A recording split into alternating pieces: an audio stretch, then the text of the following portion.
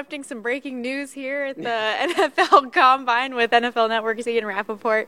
And you were actually somebody that was one of the first people this week to talk about Captain Munnerlyn and Mike Adams no longer being with the team. What are your thoughts on the Panthers' recent moves? And it kind of fits with the trend that they've been talking about, right? Moving younger and faster. Yeah, and you know, to me, look at they said goodbye to a lot of really good players. Thomas Davis.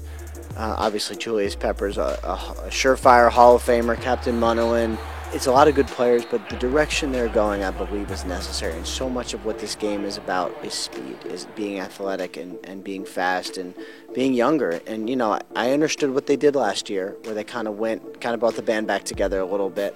But I do think that as this defense looks to be more multiple, probably maybe a little more 3-4-ish than we've seen, certainly more multiple fronts than we've seen, more versatile, need different players. And, you know, I think the way the Panthers season was last year, nobody was happy. It was a surprise because of how talented they are, but I don't think anybody was happy. And these changes, I think, will help. And obviously the extension of Eric Reid not too long ago at all. Why do you think that was a good move for them?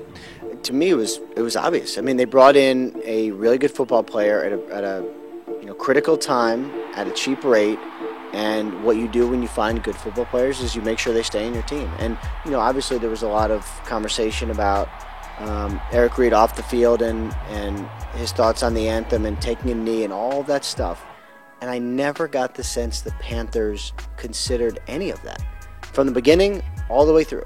It was all about football. And you know, I remember there was a big rush for those of us who were into news when they first signed him.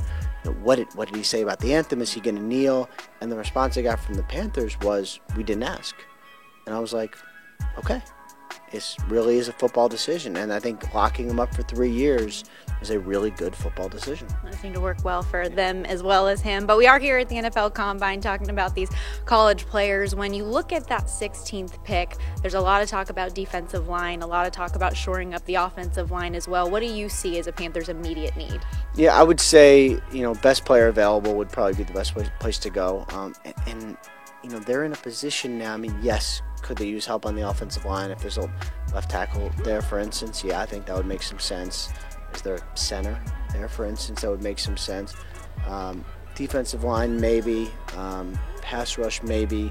But the way this team is set up, I don't know that they need anything in the first round. I mean, let's say an offensive line, like you can get, if the value is there in the second round, you can just take a tackle in the second round. You know, so I think they're in a position where they are talented enough to take whoever the best player is and figure out the rest later. Well, you go ahead and take all those emails and all those texts. Thank you so much for the time. All right, thanks for having me.